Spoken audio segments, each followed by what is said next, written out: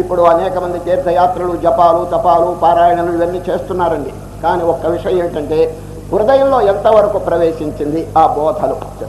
ఒక దృష్టాంతం చెప్పి నేను ఇప్పుడు గీతలో ప్రవేశిస్తున్నాను. పూర్వం మహాభారత యుద్ధం అంతా అయిపోయిందండి. అందరూ చక్కగా రాజ్య పరిపాలన చేస్తున్నారు. ధర్మరాజు గారు ఒకనాడు వారికి ఒక సంకల్పం కలిగింది. ఎవరికంటే ధర్మరాజు గారికి. అనేక మంది తీర్థయాత్రలు చేస్తున్నారు, మనం కూడా ఎందుకు చేయకూడదు తీర్థయాత్రలు అని. ఎవరికి? ధర్మరాజు గారు. బంధువులందరినీ కూడగట్టుకున్నాడండి. తీర్థయాత్రకు బయలుదేరడానికి సిద్ధంగా ఉన్నారు. కానీ వారికి ఒక సంకల్పం కలిగింది, మనమందరం వెళితే లాభం, ఆ మహానుభావుని యొక్క సాన్నిధ్యంలో మనం వెళితే వారి కూడా పక్కన ఉంటే ఎంత బాగుంటుంది. ఎవరో?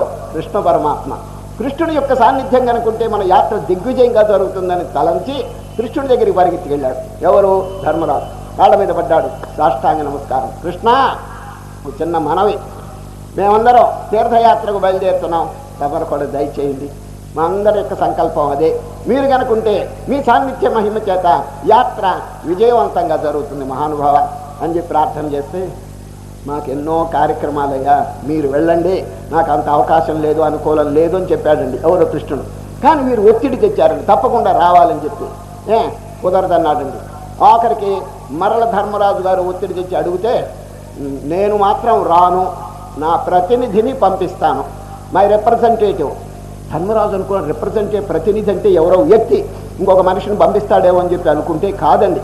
అక్కడ ఒక కూర, అది ఒక ఆనపకాయ అంటే సొరకాయ అంటారు చూడండి, ఒక సొరకాయ ఉందండి, కూర వండుకుంటారు చూడండి, ఆ కాయ ఉన్నదండి, సొరకాయ లేక ఆనపకాయ. అది ఇచ్చినాడండి ఎవరో? కృష్ణ పరమాత్మ. ధర్మరాజు గారు, ఇది నా ప్రతినిధి, ఈ సొరకాయ. నేను ఏ తీర్థంలో స్నానం చేస్తానో అని మీరు అనుకుంటారో దాన్ని అక్కడ స్నానం చేయించండి, నా తరఫున నా సంకల్పం చెప్పండి, తొడి మునిగేటంత వరకు నీళ్లలో ముంచండి శుభ్రంగా. నా గోత్రం, నా సూత్రం, నా సంకల్పం అంతా చెప్పండి, నేను వచ్చినట్టే మీరు భావించండి. మీరు ఏ నదిలో మునుగుతారో ఆ నదిలో దీన్ని కూడా ముంచండి. మీరు ఏ దేవుడికి దర్శనం చేసుకుంటారో ఆ దేవుడికి దీన్ని కూడా దర్శనం చేయించండి అని తన ప్రతినిధిగా ఇచ్చినాడండి. దేన్ని? ఆ సొరకాయ లేక ఆనపకాయ ఇచ్చినాడు. ఇక ధర్మరాజు నెత్తిన పెట్టుకుని, ఎందుకంటే ప్రతినిధి కదండి, కృష్ణుని యొక్క ప్రతినిధి, గౌరవం చేయాలని నెత్తిన పెట్టుకుని మేళతాళాలతో బ్రహ్మాండంగా తీర్థయాత్రలు చేసినాడు. అన్ని పూర్తయిన తర్వాత ఇంటికి తిరిగి వచ్చాడు. ఎవరు? ధర్మరాజు. విశ్వనాథ, కృష్ణ పరమాత్మ ఎదురుగుండా తీసిపెట్టాడు. మహాత్మా, ఇదిగో మీ ఆనతి ప్రకారం తీర్థయాత్రలన్నీ చేయించి తిరిగి తీసుకొచ్చాను ఈ కాయని అన్నాడు. కృష్ణుడు వెంటనే ఓ ప్రశ్న, గంగానదిలో ముంచినావా అన్నాడు. శుభ్రంగా తొడిమ మునిగేటంత వరకు ముంచానన్నాడు. విశ్వనాథుని దర్శనం చేయించినావా? బ్రహ్మాండంగా. నా గోత్రం, నా సంకల్పం చెప్పినావా? తప్పకుండా చెప్పేసినానన్నాడు. సరే, ఇక నాకు వద్దుగానే ఆ కాయ. ఎవరైనా తీర్థయాత్రలు పూర్తి చేసి ఇంటికి తిరిగి వస్తే సమారాధన, బీదలకు, సాధువులకి, మహనీయులకి అందరికీ సమారాధన చేస్తారు. మీరు కూడా సమారాధన తిరిగి చేస్తారు కాబట్టి ఆ సమారాధనలో దీన్ని కూరని బాగా కోసి కూర చేసి అందరికీ వడ్డించండి అన్నాడండి ఎవరు? కృష్ణ పరమాత్మ. అట్లాగే ఈ కాయని తీసుకెళ్ళి వంట ఆయనకి ఇచ్చినారు. వంట ఆయన లక్షణంగా కూర చేశారు. వేల మంది అక్కడ సమారాధన జరుగుతున్నది. అందరూ అన్నం, ఈ అనపకాయ, ఈ సొరకాయ కూర రెండు కలుపుకొని ఒక్క ముద్ద నోట్లో పెట్టుకున్నారు. అంత వాంతి చేసుకుంటున్నారు. ఎందుకంటే ఈ సొరకాయ అండి చేదు, పరమ చేదు. ఆ చేదు సొరకాయ ఇచ్చినాడండి ఎవరు? శ్రీకృష్ణ పరమాత్మ. అందరూ తిట్టుకుంటున్నారు, ధర్మరాజా శుభమా అంటూ మీరు యాత్ర చేసి చేదు సొరకాయ ఎందుకయ్యా కూర చేసినామని అందరు తిడుతుంటే ధర్మరాజు కృష్ణుడి దగ్గరికి పరిగెత్తాడు. కృష్ణ, కొంప ముంచావయ్యా, కొంప ముంచావయ్యా, ఆ ఇచ్చే కాయ మంచి కాయ ఇవ్వకూడదు, చేదు కాయ ఎందుకు ఇచ్చావయ్యా అంటే, నాకు తెలుసయ్యా చేదని చెప్పి, కానీ తీర్థయాత్రలు చేస్తే చేదు పోయిందేమో అని అనుకున్నాను అన్నాడండి. ఎంత చక్కగా చెప్పారో చూడండి. ఇంకా పోలేదా అని చెప్పి అడిగినారు చేదు. ఈ విధంగా జరుగుతున్నాయండి. చాలామంది తీర్థయాత్రలు చేస్తున్నారు, చేదు పోవటం లేదు, కోపం చావటం లేదు, ఇతరమైన కోరికలు తగ్గటం లేదు. ఏ విధంగా వెళ్తున్నారో ఆ విధంగానే తిరిగి వస్తున్నారు. ఇంకా దిగజారిపోయి కొందరు తిరిగి వస్తున్నారండి. సార్, ఏం ప్రయోజనం చెప్పండి యాత్రల వల్ల, దీనివల్ల? అది is there any progress? No. ఏ విధమైన అభివృద్ధి లేకుండా ఈ కార్యక్రమాలు చేస్తే ప్రయోజనం ఏమిటి చెప్పండి? కనుక ఏది చేసినా, జపం చేసినా, ప్రార్థన చేసినా, పారాయణం చేసినా, తీర్థయాత్రలు చేసినా, పరోపకారం చేసినా, అన్నదానం చేసినా హృదయంలో ఇది ఒక మార్పు ఉండాలండి. సార్, బ్రహ్మాండమంతైన ఒకే చైతన్యం అనేటువంటి భావన మనకి కలిగి ఉండాలి. ఈ భగవద్గీత 10వ అధ్యాయం విభూతి యోగం అధ్యాయంలో ప్రవేశించడానికి ముందుగా గీత యొక్క మహిమను గురించి 1-2 వాక్యములు చెప్పదలంచినాను. పూర్వం భారతదేశంలో ఒక మహాప్రవక్త ఉన్నారు, ఆధ్యాత్మిక ప్రవక్త. వారి పేరు వల్లభాచార్యుల వారు. గొప్ప విజ్ఞానవంతురండి వారు. అనేక మంది శిష్యులు ఉన్నారు. ఒక శిష్యుడు ఒక ప్రశ్న అడిగినారు వారిని, గురుదేవ, ప్రపంచంలో అనేక శాస్త్రములు ఉన్నాయి, ఏ శాస్త్రములు చక్కగా చదివి అనుష్ఠించినచో మానవునికి బంధ విముక్తి కలుగుతుంది, దయచేసి సెలవివ్వండి అని ప్రశ్న వేశారండి. అర్థమైందండి ప్రశ్న? ప్రపంచంలో చాలా శాస్త్రాలు ఉన్నాయి, ఏది చక్కగా చదివి అనుష్ఠించినచో మానవునికి దుఃఖరాహిత్యము, మోక్షప్రాప్తి, బంధ విముక్తి కలుగుతుందో దయచేసి చెప్పండి అని ప్రార్థన చేసినాడు. ఎవరండి? ఒక శిష్యుడు గురుదేవుడైనటువంటి వల్లభాచార్యులు వారిని ప్రశ్న చేసినారు. వారు చెప్పిన జవాబు వినండి. ఏకం శాస్త్రం దేవకీ పుత్ర గీతం, ఏకో దేవో దేవకీ పుత్ర ఏవ, ఏకో మంత్రస్తస్య నామాని యాని, కర్మాప్యేకం తస్య దేవస్య సేవా. ఏకం శాస్త్రం, ఒక్కటే శాస్త్రం మీరు చక్కగా ఆచరించుకుంటే చాలు, దాన్ని పఠించి. ఏది? దేవకీ పుత్ర గీతం. దేవకీ పుత్రుడు అంటే కృష్ణ పరమాత్మ. దేవకీ నందనుడైనటువంటి కృష్ణ పరమాత్మ గానం చేసినటువంటి శాస్త్రం ఉన్న చూడండి, గీత, భగవద్గీత. అది ఒక్కటే శాస్త్రం మానవుణ్ణి తరింపజేస్తుంది చక్కగా మీరు అనుష్ఠిస్తే. ఏకం శాస్త్రం అన్ని శాస్త్రములు చదవలసినటువంటి పని లేదు, ఈ ఒక్కదాన్ని క్షుణ్ణంగా మీరు పరిశీలించి దాన్ని ఆచరిస్తే చాలు అని చెప్పినారు. ఎవరు? గురుదేవుడైనటువంటి వల్లభాచార్యులు వారు తన శిష్యునికి చెప్పినాడండి. ఏకం శాస్త్రం దేవకీ పుత్ర గీతం. ఎవరైనా ఒక్క దేవుణ్ణి మనం ధ్యానం చేయాలని అనుకుంటే ఏకో దేవో దేవకీ పుత్ర ఏవ, ఆ దేవకీ పుత్రుడైన కృష్ణ పరమాత్మని చక్కగా ధ్యానం చేయండి. ఏదైనా మంత్రం ఒకటి జపం చేయాలని అనుకుంటే ఆ కృష్ణుని యొక్క నామం చక్కగా జపం చేయండి. ఏకో మంత్రస్తస్య నామాని యాని, వారి యొక్క నామం అదే మంత్రం. చూడండి, కృష్ణ మంత్రం, ఓం శ్రీకృష్ణాయ నమః. చూడండి, ఆ మంత్రం చక్కగా జపం చేయండి. ఏకో మంత్రస్తస్య నామాని యాని, కర్మాప్యేకం తస్య దేవస్య సేవ. ఏ కర్మ చేయాలని ప్రశ్న చేస్తే వారి సేవ. ఆ కృష్ణ పరమాత్మ యొక్క సేవ చేయండి. కృష్ణ పరమాత్మ అంటే ఎవరు చెప్పండి? బ్రహ్మాండమంతా వారి స్వరూపమే కాబట్టి నా లోక సేవ చూడండి, నరుని సేవ, ఇతర ప్రాణికోట్ల యొక్క సేవ అదే మాధవ సేవ. కనుక కర్మాప్యేకం తస్య దేవస్య సేవ.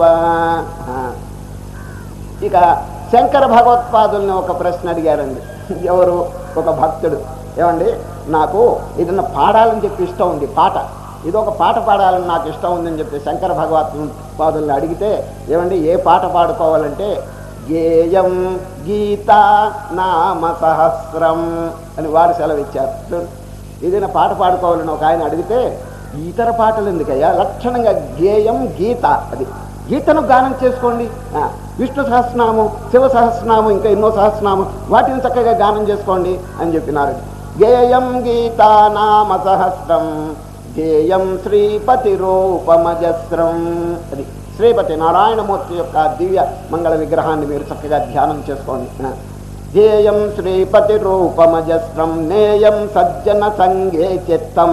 అది సత్సాంగత్యం చక్కగా అవలంబించండి. దేయం దీనజనాయ చ విత్తం, బీదలకు చక్కగా దాన ధర్మాలు చేయండి. ఓకే, ఇది ఎక్కడ చెప్పండి? భజగోవిందంలో. అది భజగోవిందంలో చక్కగా దివ్యమైనటువంటి శ్లోకం మళ్ళీ చెప్తున్నాను. గేయం గీతా నామ సహస్రం, గేయం శ్రీపతి రూపమజస్రం, నేయం సజ్జన సంగే చిత్తం, దేయం దీన జనాయ చ విత్తం, భజ గోవిందం భజ గోవిందం భజ గోవిందం మూఢమతే. కనుక పెద్దలు ఏం చెప్తున్నారంటే, నాయన గీతను బాగా గానం చేయండి. చూడండి, ఇది గీతా గానం. గానం అనేది అసలు ఎప్పుడు వస్తుంది చెప్పండి? ఒక పాట, ఎవరైనా ఒక పాట పాడాలనుకుంటే రజోగుణం తమోగుణం ఉన్నప్పుడు పాట రాదండి. ఎప్పుడైనా మీరు ట్రై చేయండి. కోపంగా ఉన్నప్పుడు మీకు పాట వస్తుందండి. ఎవరైనా కొడుతూ అరుస్తూ కోపడుతూ ఉంటే పాట రాదండి. అది ట్రై చేసి చూడండి, పాట రాదు. పాట ఎప్పుడు వస్తుందంటే సత్వగుణం. అది సత్వగుణంలో శాంతంగా ఉన్నప్పుడు మాత్రమే పాట వస్తుందన్నమాట. కనుక గీతలో గానం, గీతా గానం. ఇప్పుడు చూడండి, అర్జునుడు దుఃఖపడుతున్నాడు, కానీ కృష్ణ పరమాత్మ ఎట్లా ఉన్నాడు చెప్పండి? ఆ చిత్రణ వ్యాసులు వారు ఎంత చక్కగా చేశారంటే 2వ అధ్యాయ ప్రారంభంలో తమువాచ ఋషికేశ ప్రహసన్నివ భారత. Please underline ప్రహసన్. హసన్ నవ్వటం, ప్రకర్షణ, పక్కపక్క నవ్వుతున్నట్టండి కృష్ణ పరమాత్మ. ఇక్కడేమో అర్జునుడు గాంధీవం ఈ పాశుపతం అంతా వదిలేసి అశ్రుపూర్ణ కులేక్షణం, ఈ కంటి వెంట ధారధారగా నీళ్లు కారుతున్నాయి. ఆ చిత్రం ఎట్లా ఉందో చూడండి. అశ్రుపూర్ణ కులేక్షణం విషీదంతమిదం వాక్యము వాచ మధుసూదన. కంటి వెంట ధారధారగా నీళ్లు కారటం అనేది ఇక్కడ అర్జునుడికి. ఇక్కడ ఎవరు శిష్యుడు, శిష్యునికి విషయం తెలియదండి, అందుచేత దుఃఖిస్తున్నారు. గురుదేవుడికి అన్ని విషయాలు తెలుసు కదా, అందుచేత నవ్వుతున్నారు. చిన్న దృష్టాంతం చెప్తాను. అర్ధరాత్రి వేళ చిన్న పిల్లవాడు నిద్ర లేచాడండి. ఏదో ఒంటికో దేనికో లేచాడు. లేచి నెమ్మదిగా దొడ్డిలోకి పోయినాడండి. దొడ్డిలోకి పోతే చీకటిగా ఉంది అర్ధరాత్రి. అక్కడ ఒక నల్లటి కొయ్య మొద్దు ఉన్నదండి, దొడ్డిలో కొయ్య మొద్దు ఉన్నది. ఆ కొయ్య మొద్దును చూసి దొంగ అని చెప్పి అనుకున్నాడు వాడు. ఎవరు? చిన్న పిల్లవాడు. కేక వేశాడు, అమ్మా దొంగ దొంగ అని. ఒళ్ళంతా చెమట పట్టింది, టెంపరేచర్ వచ్చింది వాడికి. భయపడిపోతున్నాడు, గుండె దడదడా కొట్టుకుంటుంది. అమ్మా దొంగ దొంగ అన్నాడు. తల్లి పరిగెత్తుకుని వచ్చింది, దీపం తీసుకుని వచ్చింది. చూస్తే దొంగలేడు, ఒక నల్లటి మొద్దు ఉన్నదండి అక్కడ. అంతే చూపించింది. ఒరే ఎక్కడ్రా దొంగ చూపించిరా అని. దొంగలేడు. ఎంత వికారం వచ్చిందో చూడండి వాడికి. ఒళ్ళంతా గుండె దడదడా కొట్టుకుంది, ఒళ్ళంతా చెమట పట్టింది, నానా బీభత్సం జరిగింది. దీనికంతటి కారణం ఏమిటి? ఇగ్నోరెన్స్, అవివేకం. ఈ అవివేకం ఎట్లా పోయింది? దీపం చేత పోయింది. అదేవిధంగా జనులు దుఃఖపడుతున్నారంటే, ఇప్పుడు అర్జునుడు దుఃఖపడ్డాడంటే అసలు విషయం వారికి బోధపడలేదు. ఇదిగో వీళ్ళందరూ ఎదురుగుండా ఉన్నటువంటి వారు, నేను, నా బంధువులు అంత దేహాలు, ఈ దేహాలు నశించిపోతుంది కాబట్టి నాకు దుఃఖం కలుగుతున్నదని చెప్పి అనుకుంటే, కృష్ణ పరమాత్మ మీరు కానీ వారు కానీ నేను కానీ దేహం కాదయ్యా అని చక్కగా ఆత్మబోధ చేసినారండి. కొండ పగిలిపోతే ఆకాశం పగులుతుందయ్యా, గుడ్డలు చినిగిపోతే మనుష్యుడు చినుగుతాడయ్యా. చూడండి ఎటువంటి బోధలు చేసినారంటే దానివల్ల వారికి దుఃఖశాంతి కలిగిపోయింది. దుఃఖం ఎందుకు కలిగింది? అవివేకం. వివేకం లేనందువల్ల, ఆత్మజ్ఞానం లేనందువల్ల కలిగిందండి. కనుక ఈ వివేకం అనేటువంటిది కలిగినప్పుడు మానవుడికి దుఃఖరాహిత్యం తప్పకుండా కలిగి తీరుతుంది. అది కనుక సత్వగుణం ఉన్నప్పుడు చక్కగా గానం చేయడానికి మానవుడికి ఎంతో ఉల్లాసం, ఉత్సాహం కలుగుతుంది. ఇక శ్రీకృష్ణ పరమాత్మకి ఎల్లప్పుడూ సత్వగుణమేనండి. అందుచేత ఈ యుద్ధ రంగంలో ఈ అర్జునుడు దుఃఖపడుతుంటే వారికి ఆనందం పొంగిపోతున్నదండి. వ్యాసులు వారు చూడండి ఎంత చక్కగా చిత్రణ చేశారో. విషీదంతమిదం వాక్యం అశ్రుపూర్ణాకులేక్షణం. అశ్రుపూర్ణాకులేక్షణం, కంటి వెంట ధారధారగా నీళ్లు కారుతున్నాయి. విషీదంతమిదం వాక్యం వాచ మధుసూదన. మధుసూదన అంటే కృష్ణ పరమాత్మ వారిని గూర్చి చెప్పారు. వారు చూడండి ఎట్లా చెప్పారు. తమువాచ ఋషికేశ ప్రహసన్నివ భారత. ప్రహసన్, హసన్ అంటే నవ్వటం, ప్రకర్షణ, ఎక్కువగా నవ్వుతున్నట్టండి. చూడండి చూసారా వారికి ఆనందం ఎందుకు? ఎప్పుడు సత్వగుణం. సత్వగుణంలోనండి ఆనందం, గానం ఇవన్నీ కూడా వస్తాయండి. గీతాగానం వారు చేశారంటే శుద్ధ సత్వంలో వారు చేసినారండి. కనుక ఇప్పుడు పాట పాడుకోండి, గీత చదువుకోండి అంటే ఎప్పుడు వస్తుంది? గీత చదవటం ఆనంద సమయంలో వస్తుందండి. కనుక మన హృదయం ఆనందంగా ఉండాలంటే ఈ భగవద్గీతను చక్కగా పఠించడం చాలా మంచిదండి. గీత సుగీత కర్తవ్య. పెద్దలు చెప్తున్నారు గీతను సుగీత, బాగా పాడవయ్యా. ఇది గానం అండి, ఇది ఒకటి వచనం కాదు, ఇది గానం. పాడుకోండి లక్షణంగా. ఎన్నో పాటలు ఉంటాయండి, అర్థలేని పాటలు, కేవలం వ్యావహారిక పాటలు, లౌకిక పాటలు ఉంటాయి. దానివల్ల పుణ్యమా పురుషార్థమా చెప్పండి. జీవిన మనకి ఉన్నతిని కలుగు చేసే పాట పాడాలండి. గీతా సుగీత కర్తవ్య కిమన్యై శాస్త్ర విస్తరై. ఇంకా అనేకమైన శాస్త్రాలు ఉన్నాయి, వాటి వల్ల ఏమిటి చెప్పండి ప్రయోజనం? గీతా సుగీత కర్తవ్య కిమన్యై శాస్త్ర విస్తరై. ఎందుకంటే ఇది గొప్ప శాస్త్రం. ఎందుకని మీరు అడిగితే, యా స్వయం పద్మనాభుని యొక్క ముఖపద్మము నుంచి వెలువడిందండి. యా స్వయం పద్మనాభస్య ముఖపద్మాత్ వినిసృత. వారి యొక్క ముఖారవిందం నుంచి ఈ చక్కని గీతా గంగ ఆవిర్భవించిందండి. దాంట్లో స్నానం చేసి చక్కగా పుణ్యం కట్టుకోండి అని పెద్దలు చెప్తున్నారు. దీని యొక్క అర్థం ఒక్కొక్కటి రోజులు కాదండి, సంవత్సరములు చెప్పినప్పటికీ దీని అర్థం ఇంకా మిగిలే ఉంటుందండి. సరే, మహాప్రవాహం, జ్ఞాన ప్రవాహం అండి గీత. ఎవరు ఎంత పాత్ర తీసుకెళ్తారో అన్ని నీళ్లు మాత్రమే తెచ్చుకోగలరు. చూసారా, ఇంకా ఎన్నో మిగిలి ఉంటుంది కదా. చెప్పండి, గీత అనేది ఎటువంటిదంటే గంగా ప్రవాహం అండి. ఎవరు ఎంత పాత్ర తీసుకెళ్తారో అన్ని నీళ్లు మాత్రం వస్తాయి. ఏమంటే అంతేనా నీళ్లు? ఇంకా ఎన్నో మిగిలి ఉంటాయి. శంకరాచార్యులు వారు పెద్ద పాత్ర తీసుకెళ్లారు, దాని నిండా నీళ్లు తెచ్చుకున్నారు. మధ్వాచార్యులు వారు తీసుకెళ్లారు, రామానుజులు వారు తీసుకుపోయినారు. ఇంకా అనేక మంది వారి వారి యొక్క బ్రెయిన్, మెదడు, మేధాశక్తి ఎంత ఉందో అంతవరకు తీసుకున్నారు. ఇంకా తక్కింది మిగిలే ఉంటుంది కదా. భగవద్గీతను క్షుణ్ణంగా తెలుసుకున్నవారు ఒక్కరు అని పెద్దలు చెప్పారండి. ఇన్ని వేల మంది, ఇన్ని లక్షల మంది ఇంతవరకు ఆవిర్భవించారు కదా భగవద్గీత అయిన తర్వాత. బాగా తెలుసుకున్నవారు ఒక్కరు. నాకు ఎవరో తెలుసండి, కృష్ణ పరమాత్మటండి. కృష్ణుడు ఒక్కడట బాగా తెలుసుకుంది. కృష్ణో జానాతి వై సమ్యక్. సమ్యక్ అంటే లెస్సగా తెలుసుకుంది వారు ఒక్కరేనటండి. కించిత్ కించిత్ కుంతీసుత ఫలం. కుంతీసుడు అంటే అర్జునుడండి, కొద్దిగా తెలుసుకున్నట్టండి సార్. కించిత్ కుంతీసుత ఫలం వ్యాసో వా వ్యాసపుత్రో వా యాజ్ఞవల్క్యోత మైథిల. వ్యాసులు వారు కానీ, శుకుడు కానీ, యాజ్ఞవల్కుడు కానీ, పోతే మైథిల అంటే జనక మహారాజు కానీ ఏదో కొద్దిగా తెలుసుకున్నారు. పూర్ణంగా తెలుసుకుంది వారు ఒక్కరేనండి సార్. ఎందుకు? సర్వజ్ఞుడైనటువంటి వారే దాని అర్థాన్ని చక్కగా చెప్పగలరు. తక్కిన వారంతా ఏదో కొద్ది కొద్దిగా వారికి తోచినంత చెప్పగలరు. కనుక ఈ భగవద్గీతలో ఎంతో అర్థం ఇమిడి ఉన్నది. అయితే మనం మొత్తం అర్థం తెలుసుకోవాలనా అని చెప్పి మీరు అడగచ్చు. అవసరం లేదండి. అమృతం తాగవాలంటే బిందెలు బిందెలు తాగవలసిన పని లేదండి. అమృతం ఒక బిందు, ఒక చిన్న బొట్టు కనుక తాగితే చాలండి. అమరత్వం, అమృతం, దాంట్లో ఎంతో ఫలితం ఉంటుందండి. అదేవిధంగా భగవద్గీత ఏదో కొద్దిగా ఒక సిద్ధాంతమైన, ఒక్క ధర్మమైన నిత్య జీవితంలో దాన్ని చక్కగా ఆచరణలో పెట్టుకుంటే ఎంతో మహత్తరమైనటువంటి ప్రోగ్రెస్ మానవుడికి కలుగుతుందండి. ఎంతో ఆనందం కలుగుతుంది. జన్మరాహిత్యానికి చక్కగా దారి తీస్తుందండి. అది ఒక్కటైనప్పటికీ క్షుణ్ణంగా ఒక్కొక్క అధ్యాయంలో ఎన్ని ధర్మాలు చెప్పినారు చూడండి.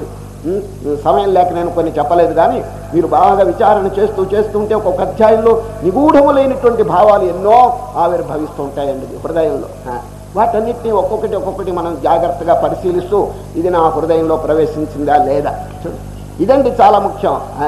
ఎంతమందో యాత్రలు చేస్తున్నారు, జపాలు చేస్తున్నారు, ఇంకా రకరకాల అనేకమైనటువంటి కార్యక్రమాలు చేస్తున్నారు. మంచిదే. ఒక్క ప్రశ్న వారిని అడగండి, ఏదైనా ప్రోగ్రెస్ కలిగిందా, మీకు ఉన్నతి కలిగిందా, మార్పు కలిగిందా, మీకేమైనా అభివృద్ధి కలిగిందా అని ప్రశ్న చేయండి. అదండి, that is important. The progress is important. మీరు ఎన్ని చేసినారనే లెక్క కాదండి. కనుక